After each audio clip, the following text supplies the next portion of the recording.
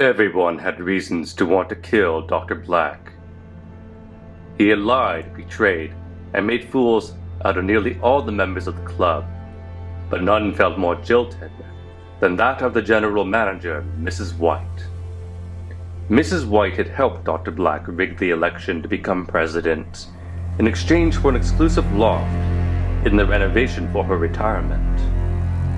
When Mr. Green revealed the truth, it became clear that Dr. Black had no intention to make good on his promise.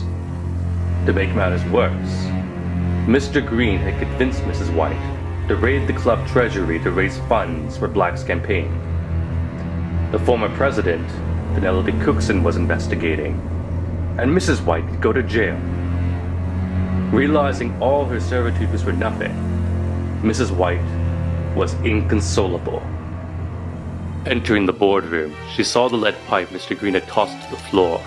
Concealing it in his blueprints, she prevented her fingerprints getting on the pipe as she crossed the hall and saw Professor Plum, who asked her, "Have you seen Dr. Black?"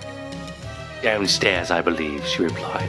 Then she pulled the pipe out and entered the library where Dr. Black was sitting, unaware of her creeping presence slowly approaching.